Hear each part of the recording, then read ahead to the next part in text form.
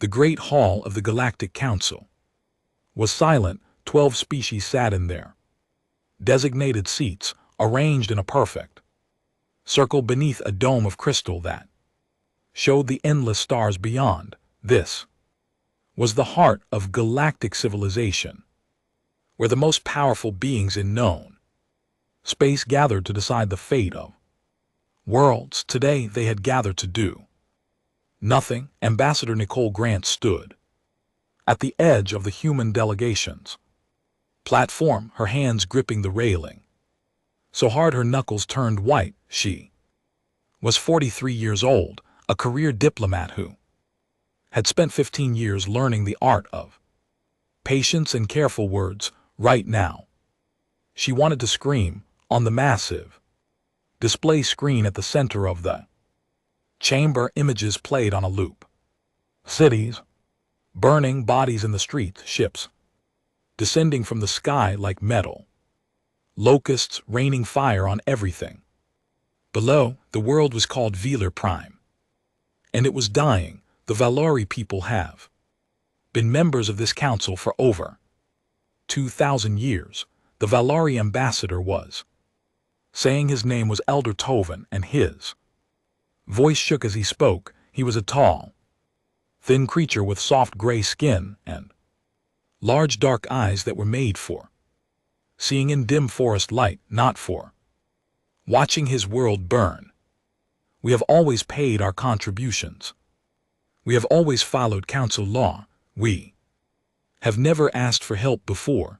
We are asking now. The Valari were a gentle species. They had evolved as herbivores on a world of vast forests and mild seasons. They had no military. They had never needed one. For 2,000 years, the protection of the Galactic Council had been enough until the Craft Dominion decided it wanted their world. The Craft were everything.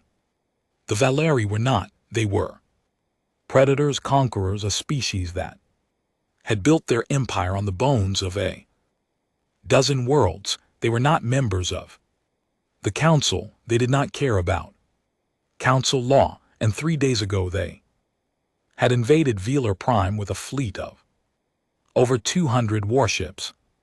High Chancellor Moreth of the Tranny Collective rose from his seat. He was an impressive figure, nearly 3 m tall, with blue-colored skin and 4 arms that he folded across his chest in a gesture of deep regret. The Tranny Collective shares the sorrow of the Valari people. He said, this unprovoked aggression is a tragedy. However, the collective cannot commit military forces to conflict so far from our borders. The risk to our own people is too great. Nicole felt her stomach turn. She had heard this speech before. She would hear it again. Ambassador Thesha of the Eldari Consortium spoke next. Her species was ancient, one of the founders of the council, and her voice carried the weight of 10,000 years of civilization. The Eldari mourn for Velar Prime. We will provide humanitarian aid to any refugees who reach our space, but we cannot intervene militarily. The Krath are too powerful. A war would cost millions of Eldari lives, one by one. The species spoke. The Marathi Union expressed deep concern but cited economic difficulties. The Vorten Republic offered thoughts and prayers, but noted that their fleet was committed. Elsewhere, the Salari Dominion simply stated that the matter did not affect their interests. Elder Tovan listened to each refusal with growing desperation in his eyes. Please, he said when the last species had spoken, there are 3 billion people on Velar Prime, families, children. The Craft do not take prisoners. They do not negotiate. They will kill everyone. The chamber was silent. Nicole could not take it anymore. She stepped forward to the speaking platform, and the eyes of a Dozen species turned to look at her. She could feel their dismissal. Humans were newcomers, children on the galactic stage. They had only joined the council 40 years ago. What could they possibly have to say?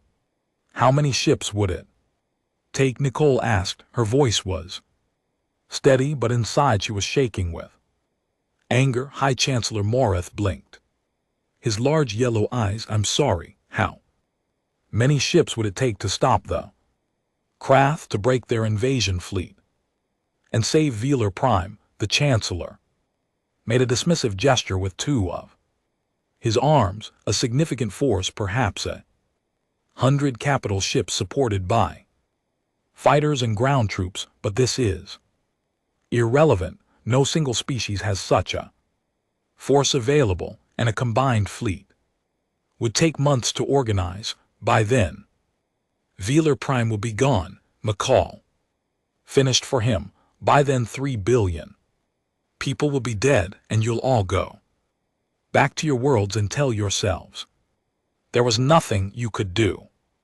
Ambassador Grant Fesh's ancient voice was cold. You forget your place. Humanity is young. You do not understand how the galaxy works. Sometimes terrible things happen, and the wise choice is to accept them rather than throw away lives in hopeless battles. Nicole looked at the Eldari ambassador for a long moment. Then she looked at Elder Tovin, who stood alone at his platform, tears streaming down his gray face. No, Nicole said quietly, I don't think I do understand how the galaxy works, because where I come from, we don't watch innocent people die and call it wisdom. She turned and walked out of the chamber. Behind her she could hear the murmur of confused voices. Let them talk, let them wonder what the strange, primitive humans were thinking. In the corridor outside, she pulled out her communicator and connected to Earth. Command. The face that appeared on the screen was Admiral Patricia Cole, stern woman with silver hair and eyes that had seen too many battles. Admiral, Nicole said. They refused, all of them. Patricia Cole nodded slowly. I expected as much. The question is, what do we do about it? What can we do? We don't have 100 ships to send. We don't have the forces for a full military intervention. We're just humans. The Admiral finished. Yes, we are. She was quiet for a moment, looking at something off-screen. The USS Vanguard is 3 days from Velar Prime at maximum speed. It's a single destroyer, 40 crew members. Captain Danny Carter commanding 1 ship against 200. That's suicide. Yes, Admiral Cole agreed. It probably is. She looked back at Nicole, and there was something in their eyes that the ambassador recognized. It was the same thing she had felt in the council chamber. Fury, cold, quiet, burning fury. I'm sending the order anyway, and then I'm putting out a general call to every human ship in the sector. For what? Admiral Cole smiled, but there was no humor in it. To ask if anyone else wants to come along. The council may have decided this isn't their fight, but I think there are some humans who might disagree. Nicole Grant stood in the corridor of the Galactic Council, surrounded by the ancient architecture of a civilization that had decided 3 billion lives weren't worth the risk, and for the first time since she had become a diplomat, she felt proud of what humans were. They're going to think we're insane, she said. Probably, Admiral Cole replied, but that's never stopped us before. The communication ended.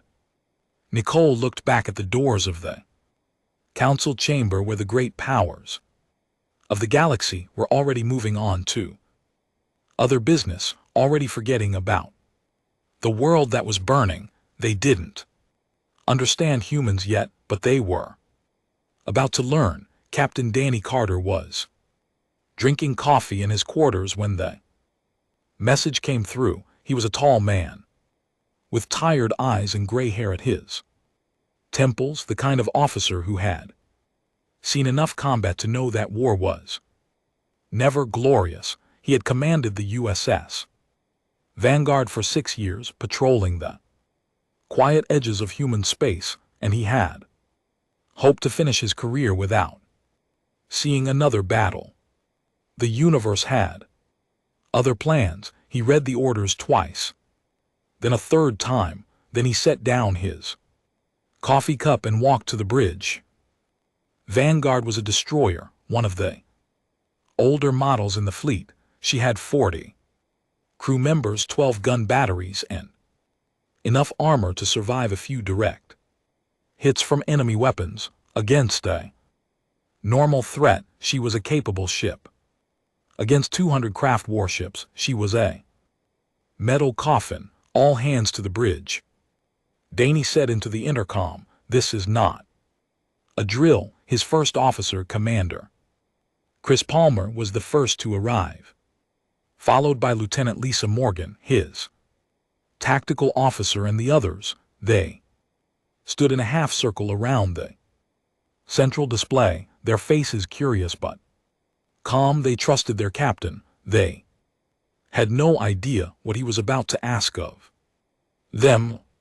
Danny activated the display. Images appeared, the same ones that had played in the Galactic Council: burning cities, fleeing refugees, craft warships filling the sky like a swarm of metal insects. "This is Velar Prime," Danny said. 3 days ago, the Kraraf Dominion invaded. The planet has a population of 3 billion. They have no military. The Krath are killing them. He paused, letting them look at the images. He saw the reactions on their faces: horror, anger, the same things he had felt when he first received the orders. The Galactic Council has decided not to intervene. They say the risk is too great. They say it's not their problem. Danny and LT Unk and GTY's voice was flat without emotion. Earth Command has decided otherwise. We have been ordered to proceed to Velar Prime at maximum speed and engage the Krath invasion fleet. Silence. Then Chris Palmer spoke, his voice careful. "Sir, the reports say there are over 200 craft ships. We're one destroyer. I know we can't win that fight. We can barely survive it. I know that too." Danny looked at each of his crew members in turn. "I'm not going to lie to you. This is probably a suicide mission. Command knows it. I know it. The odds of us coming back from this are very small. But there are 3 billion people on that planet who are going to die if someone doesn't do something, and right now we're the only ones close enough to do anything at all." Lisa Morgan stepped forward. She was young, barely 30, with short dark hair and sharp eyes that never missed a detail. She was the best tactical officer Danny had ever worked with, and right now she was smiling. "Sir, with respect, what are we waiting for?" A murmur went through the crew. Danny saw heads nodding, jaws setting with determination. These were not soldiers who had signed up for easy duty. They were humans, and humans did not watch innocent people die without a fight. "Set course for Velar Prime," Danny ordered. "Maximum speed." The Vanguard turned and began to accelerate toward the distant star where a world was burning. Behind them, the message went out across human space. Not an order, not a command, just information and a question. The cargo hauler Dusty Road was 2 days from Velar Prime when Captain Greg Shaw received the transmission. He was 62 years old, a retired Marine who had spent the last 10 years moving freight between colony Worlds, his ship was old and slow built. For carrying supplies, not fighting. Battles, he had 12 crew members, none of them military, and exactly 0 weapons. Greg read the message, then he called his crew together and told them what was happening. The Navy sending 1 ship, he said, 1 destroyer against an invasion fleet. They're asking if anyone else wants to help. His engineer, a young woman named Betty Torres, looked at him with wide eyes. Help how? We're a cargo ship. We don't even have guns. We have a plasma cutter for salvage work. We have hull plating we could weld over the bridge for extra armor. We have a hold full of mining explosives that we were supposed to deliver to the asteroid belts. Greg smiled, and there was something dangerous in that smile. We're not a warship, but we're not nothing either. This is crazy, Betty said. We'll get killed probably, Greg agreed, but there are 3 billion people on that planet, families, kids, and nobody else is going to help them. He looked at his crew, these ordinary people who had signed up to haul cargo, not to fight wars. I'm not ordering anyone to come. This is volunteer only. If you want to stay behind, I'll drop you at the nearest station. No hard feelings. Nobody moved, nobody spoke. Then Betty Torres sighed and shook her head. I'll start welding the armor plates, she said. Someone else figure out how to turn those mining charges into missiles. Across human space, the same scene played out again and again. The mining vessel Iron Betty, crewed by rough necks who had spent their lives cutting rocks in the asteroid belts, changed course toward Velar Prime. Their captain, a massive man named Joe Hendris, had lost his brother to pirates 10 years ago. He knew what it felt like to have no one come to help. The passenger liner Starlight Dreamer was carrying 300 tourists on a luxury cruise. When Captain Maria Santos received the message, she gathered her passengers the main hall and explained the situation. She expected them to demand that she stay far away from the danger. Instead, a retired doctor named Phil Warren stood up and said, I spent 40 years as a surgeon. If there are going to be wounded, you're going to need medical help. I volunteer. Within an hour half the passengers had volunteered for something. The entertainment staff became emergency medical assistants. The kitchen crew began preparing supplies for refugees. The ship's small security team started training anyone who wanted to learn how to fight. Private yachts changed course. Freight transports loaded with supplies turned toward the battle. Research vessels, exploration ships, even a group of college students on a semester abroad program in a rented shuttle. They came from everywhere. Humans who had heard that innocent people were dying and decided that someone had to do something. The Galactic Council received reports of the human movements and did not understand what they were seeing. This was not a military mobilization. There was no grand fleet, no organized battle plan. It was just ordinary people in ordinary ships flying towards certain death.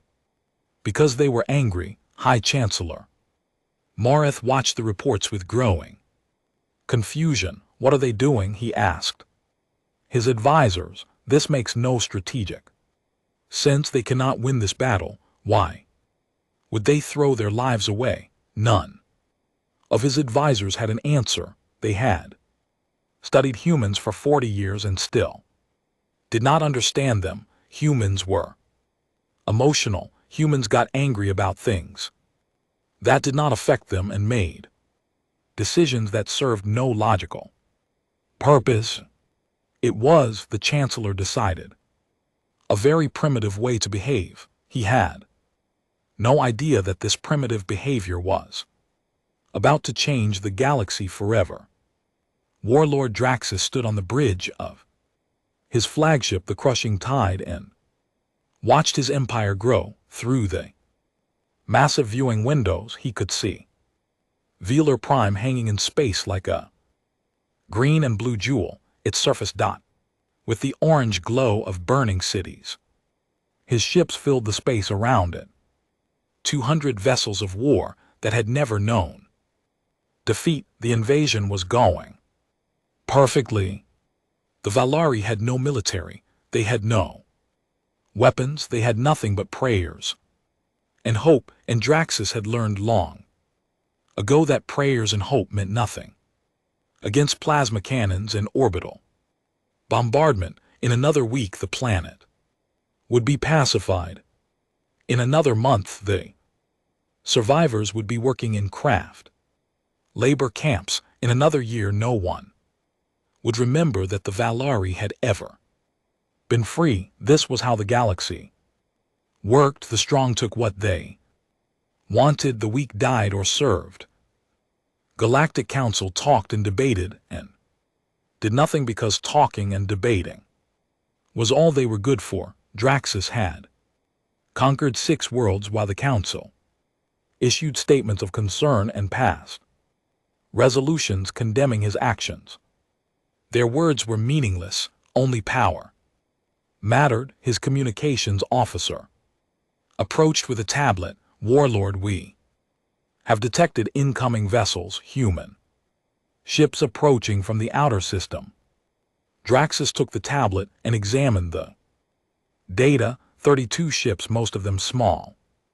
Only 1 military vessel, a destroyer of outdated design. The rest were civilian craft, cargo haulers and passenger liners, and mining vessels with improvised weapons welded to their hulls. He laughed. It was a harsh sound, like metal scraping against metal. Humans, he said, shaking his head. Youngest species in the Council, the weakest, and they send this against us. Should we intercept them, Warlord? Draxus considered for a moment. The human ships were no threat. He could destroy them all in minutes, but there was something amusing about this. Something that appealed to his sense of drama. Let them come. Let them see the full power of the craft dominion before they died. No, he decided, let them approach. When they are close enough to see what they face, they will run. And if they don't run, we will show the galaxy what happens to species that interfere with craft business. He turned back to the window, dismissing the humans from his thoughts. They were irrelevant insects buzzing around a giant. He had no idea how wrong he was. On the surface of Velar Prime, Elder Tovin huddled in a basement shelter with 300 of his people. Above them, the city of Thairn Hall burned. The beautiful towers that had stood for 1,000 years were rubble. Now the gardens where children had played were craters filled with ash. The sky was black with smoke, and through the smoke came the constant thunder of craft weapons. Too was old. He had led his people for 60 years through times of peace and prosperity. He had never imagined that he would lead them through extinction. A young technician named Siri came running through the crowded shelter, pushing past the huddled families and crying children. Her eyes were wide with something that might have been hope or might have been madness. Elder, she gasped, we're receiving a transmission. Someone is coming. Toynes heart stopped. The Council, have they changed their minds? No, Elder, not the Council. Siri held out a small communication device. Humans, the humans are coming. Took the device with trembling hands. The voice that came through was calm and clear, speaking in accented galactic standard. Our Prime, this is Captain Danny Carter. Of the USS Vanguard, I know you can hear me. I know you've been told that no one is coming. That was true when they said it's not true anymore. The Galactic Council may have given up on you, but we haven't. Hold on, we're coming. We're going to get you out of this. The transmission ended. He stood in silence, staring at the device in his hands. Around him, his people had stopped crying. They were all looking at him, waiting for him to explain. Humans. Someone asked, what can humans do? They're so young, so small. I don't know to admit it, but they're coming. He looked up toward the ceiling, toward the sky, toward the ships that were killing his world. Someone is coming aboard the Vanguard. Captain Danny Carter sat in his command chair and watched the tactical display. The craft fleet filled the screen, 200 red dots arranged in a defensive formation around Velar Prime. His own ship was a single green dot with a scattered collection of other green dots approaching from different directions. 32 ships, 1,200 humans, against 200 warships and 50,000 craft warriors. Chris Palmer stood beside him, studying the same display. They're not moving to intercept us, he observed. They're letting us approach. They think we're not a threat, Danny said. They think we'll see their fleet and run. Will we? Danny looked at his first officer. They had served together for 4 years. They had been through hard times and easy times. Chris knew him better than almost anyone. What do you think? Danny asked. Chris smiled. It was a tired smile, but there was steel behind it. I think we came here to fight. I think those people down there are counting on us. I think if we run now, we'll have to live with that for the rest of our lives. He paused. However long that turns out to be. In the medical bay, Dr. Samantha Price was preparing for casualties. She had converted every available space into a treatment area. She had trained every crew member in basic first aid. She had done everything she could to prepare for the wounded that would come. Sergeant Kevin Brooks found her there, organizing surgical supplies with calm efficiency. He was a big man, scarred from 3 different wars, and he led the small Marine detachment on the Vanguard. His squad was ready for ground combat, but they both knew that ground combat would only happen if the ship survived long enough to reach the planet. Doc Kevin said, you should know that my boys are ready. Whatever happens up here, if we get a chance to hit the ground, we'll make it count. Sam looked at him. You know the odds, Kevin. We're probably not going to survive this. I know. Kevin's face was hard, but his eyes were soft. I've been in bad situations before, lost friends, lost battles, but I've never run from a fight that mattered, and this one matters. 3 billion people, Doc. Families, kids. He shook his head. I'd rather die trying to save them than live knowing I didn't try. Sam nodded slowly. She understood. She felt the same way.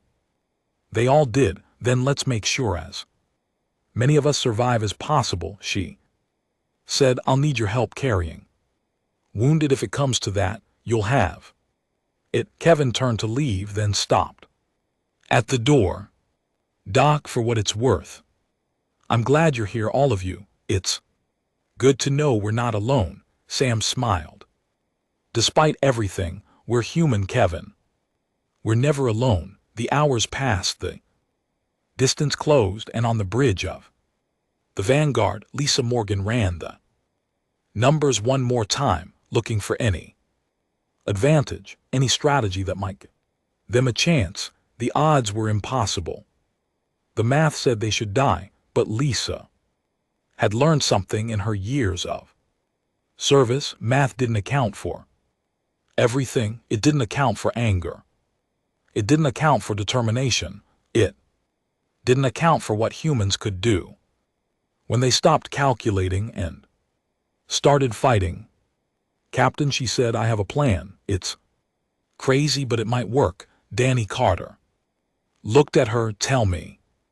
And as the ragged human fleet closed in on the greatest military force in the sector, young tactical officer began to explain how a handful of angry humans might just save a world. The Battle of Velar Prime began with a message. Warlord Draxus opened communications as the human fleet entered weapons range, his face filled the screen on every human ship, a mask of sharp bones and black scales and teeth designed for tearing flesh.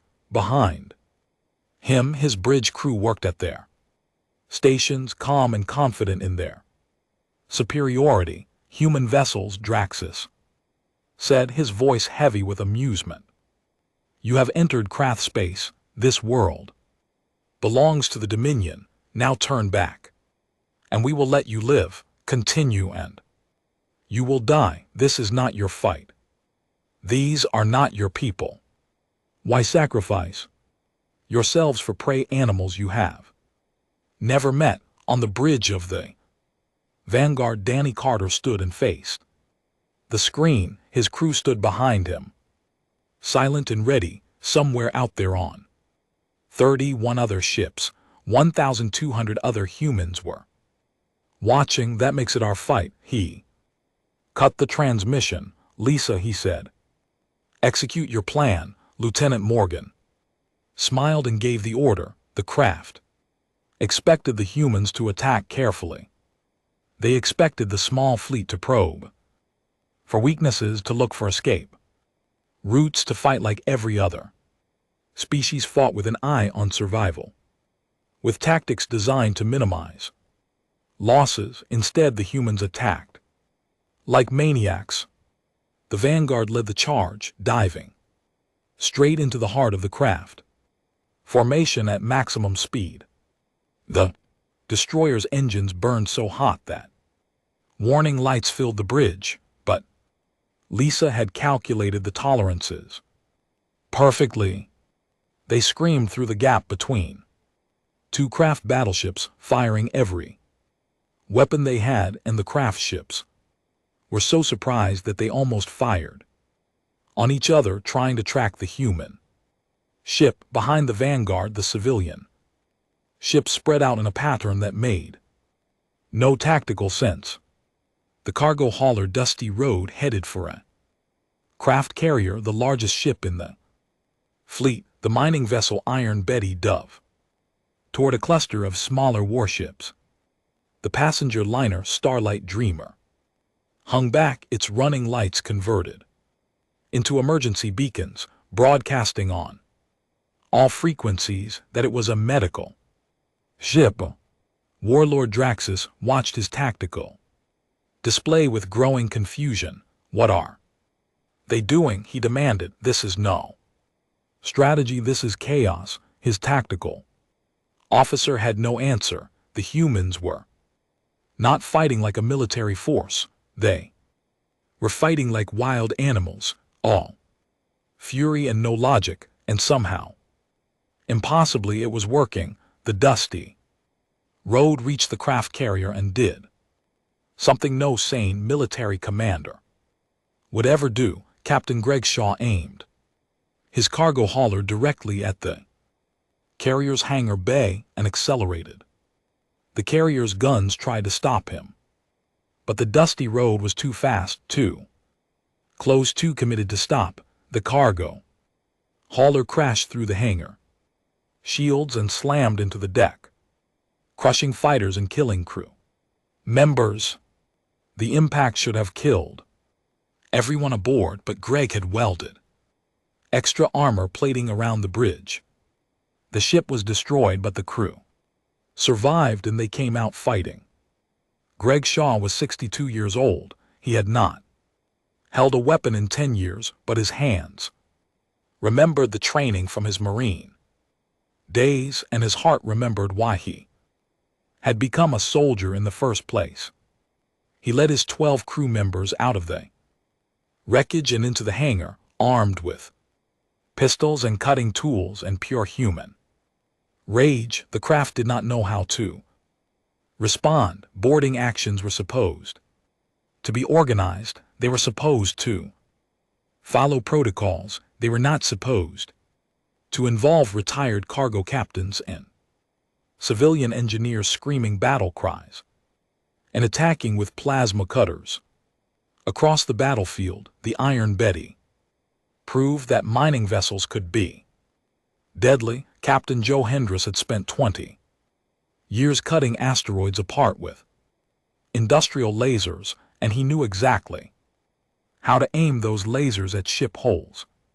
His crew worked the mining equipment with expert precision, and one by one, the smaller craft warships began to break apart. On the Vanguard, Lisa Morgan orchestrated the impossible. She used the debris from destroyed ships as cover. She directed the civilian vessels into positions where the craft guns could not fire without hitting each other. She turned every piece of wreckage, every floating body, every bit of space junk into a tactical advantage. They're adapting, she reported. Craft are starting to coordinate better. We need to hit their command ship. Danny looked at the tactical display. The crushing tide sat at the center of the craft formation, the largest ship in the fleet, bristling with weapons. Getting close to it would be suicide. Kevin, Danny said into the intercom, "Get your Marines ready. We're going boarding." In the Marine Bay, Sergeant Kevin Brooks smiled. It was not a nice smile. The Vanguard turned toward the crushing tide and accelerated. Craft ships tried to intercept, but the civilian vessels moved to block them, sacrificing themselves to clear a path. The yacht Silver Wind took 3 direct hits and exploded, but not before its pilot rammed a craft destroyer and crippled its engines. The research vessel Starseeker used its scientific equipment to blind enemy sensors, giving the Vanguard precious seconds of confusion. The craft finally realized what the humans were doing, but by then it was too late. The Vanguard reached the crushing tide at full speed and crashed into its engine section. The impact was devastating. Both ships were crippled. The Vanguard's hull cracked open and atmosphere vented into space. Half the crew were killed instantly, but Kevin Brooks and his Marines were already moving. They crossed the gap between the ships and emergency suits, using the debris as cover. They cut through the crushing tide's hull with breaching charges and entered the craft flagship like demons from a nightmare. The craft warriors were bigger than humans. They were stronger than humans. They had been bred for combat over 1,000 generations. None of that mattered. Kevin's Marines fought with a fury that the craft had never seen. They moved through the corridors of the enemy flagship, killing everything in their path, pushing toward the bridge with single-minded determination. They took casualties. They took wounds. They did not stop. On the surface of Velar Prime, the craft ground forces received orders to push harder, to finish the conquest quickly. Instead, they found themselves facing a new problem. Human drop ships were landing near the refugee camps, bringing Marines and volunteers with weapons they had never been trained to use, but were determined to fire anyway. The college students who had been on a semester abroad program had never held guns before 3 days ago. Now they crouched behind rubble and fired at craft. Soldiers protecting Valari children. They had never met the entertainment. Staff from the Starlight Dreamer carried wounded refugees to safety, ignoring the danger, refusing to leave anyone behind. Elder Tovin watched the humans fight and did not understand. They were dying. Their ships were being destroyed. They had no chance of winning, and yet they kept fighting. A young human soldier, barely more than a boy, fell wounded near the shelter where Toyn was hiding. A craft warrior moved in for the kill. Without thinking, Tovin ran out of the shelter and threw himself between the wounded human and the enemy. He had no weapon. He had no training. He had nothing but his own body and a desperate need to protect someone who had come to protect him. The craft warrior hesitated, confused by this prey animal that refused to act like prey, and in that moment of hesitation, another human shot the warrior down. The wounded soldier looked up at Tovin with eyes full of pain and gratitude. "Thanks," he gasped. "You didn't have to do that. You came to save us," Toyn said. "How could I do less?" Above them the battle continued. The human fleet was dying, but so was the craft fleet, and on the bridge of the crushing tide, Warlord Draxus was about to learn what happened. When humans got truly angry, Warlord Draxus heard them coming before he saw them. The screams of his warriors, the sound of gunfire moving closer, the strange, terrible battle cries of the humans as they fought their way through his ship. He stood on the bridge of the crushing tide, surrounded by his guards, and prepared to meet his enemy. He had never lost a battle. He had never retreated. He would not start now. Bridge doors exploded inward. Kevin Brooks came through first, his armor scarred and burned, his face covered in blood that was mostly not his own. Behind him came the surviving Marines, fewer than half of those who had started the assault. They looked like ghosts, like death itself, walking in human form. The Krath guards attacked. Fight was brutal and fast. Kevin lost 2 more Marines in the first 10 seconds. But humans did not stop when they were hurt. Humans did not stop when they were outnumbered. Humans did not stop at all. When the last guard fell, Kevin Brooks stood face to face with Warlord Draxus. The craft leader was massive, nearly 3 m tall, with claws that could cut through armor and a mouthful of teeth designed to tear flesh from bone. "You cannot win," Draxus said. "Even if you kill me, my fleet will destroy your ships. Your species will learn the cost of challenging the Dominion." Kevin smiled. It was the smile of a man who had made peace with death and found it did not scare him. "Maybe," he said, "but you won't be around to see it." Outside, the battle had reached a turning point. The human fleet was broken. 11 ships were destroyed, half the others were crippled and drifting. The Vanguard would never fly again, but the craft had paid a terrible price.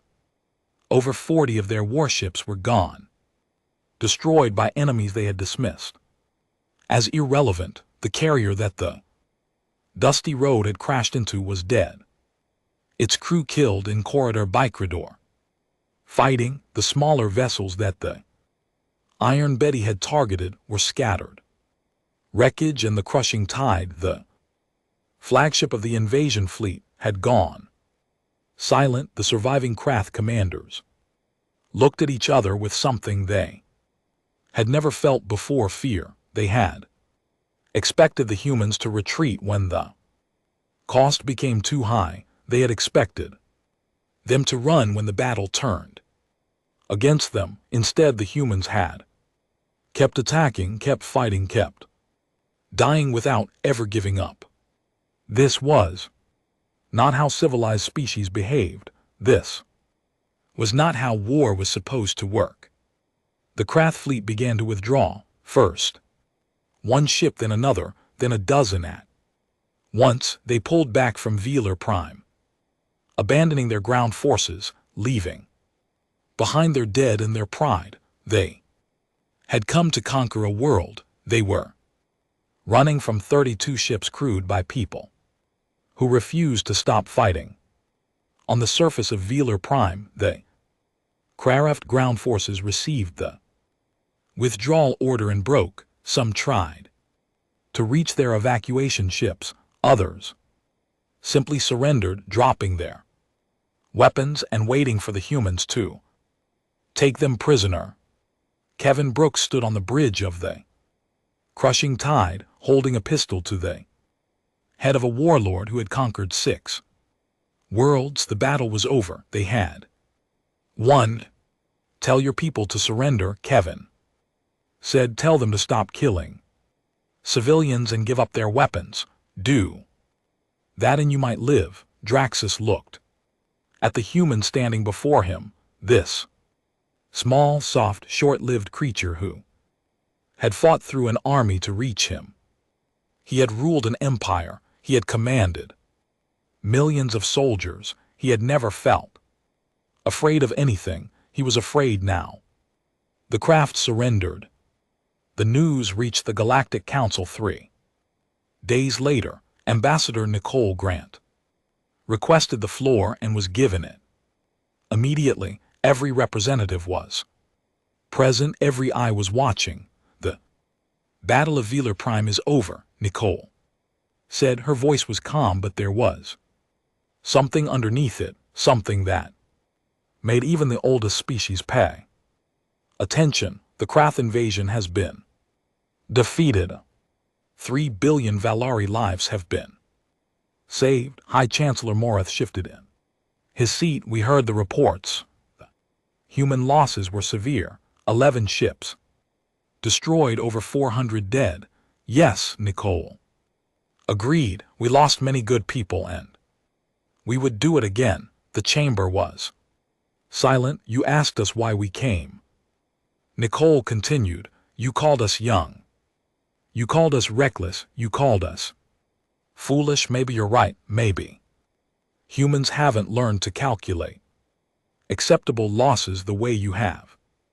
Maybe we haven't evolved past our primitive emotions. Maybe we're just too stupid to know when a fight isn't worth fighting. She paused, looking at each representative in turn. The tranny with their careful calculations, the Aldari with their ancient wisdom, the Marathi with their economic concerns, species that had watched a world burn and done nothing. Or maybe, Nicole said, fury isn't a weakness. Maybe caring too much isn't a flaw. Maybe the galaxy needs species who will stand up when no one else will, species who will fight for strangers, species who will die for people they've never met simply because it's the right thing to do. She let that sink in. The Valari called us saviors. The Krath called us monsters. The truth is simpler than either of those words. We're just humans, and humans get angry when innocent people suffer. We get furious when children are killed and refugees are slaughtered and entire worlds are wiped out, while the powerful species of the galaxy sit in their comfortable chambers and do nothing. Nicole stepped back from the speaking platform. You wanted to know what kind of species we are. Now you know we are the furious ones. We are the ones who will not stand by and watch. And if that makes us primitive, if that makes us young and foolish and reckless, then so be it. We would rather be primitive and fight than be wise and do nothing. She turned and walked out of the chamber, leaving silence behind her. On Velar Prime, the rebuilding began. Human engineers helped clear the rubble. Human Doctors treated the wounded, human.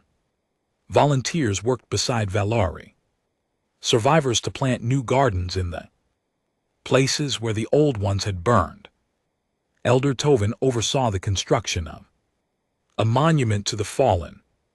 It stood in the center of Farron Hollow, where the fighting had been worst, a simple pillar of white stone with names carved into its surface, human names and Valari names together, because in the end they had all fought for the same thing. The inscription at the base of the monument was written in every language the galaxy knew. They came when no one else would. They fought when no one else dared. They were only human, and that was enough. In the years that followed, the story spread. Other species began to watch the humans with new eyes. Some watched with admiration, some watched with fear. All of them watched with a new understanding of what this young, reckless, primitive species was capable of. When the Krareft tried to rebuild their fleet, they found that humans had set up patrol routes along their borders when other aggressive species looked for easy targets. They found humans already there. The galaxy had not become safe, but it had become safer because everyone knew that there was a species that would fight for those who could not fight for themselves, not for profit, not for power, not for territory, just because they got angry when innocent people suffered. Captain Danny Carter recovered from his wounds. He was given a new ship, a better ship, and offered a promotion to admiral. He turned it down. He said he preferred to be where the action was. Lisa Morgan became the youngest tactical officer to be promoted to commander.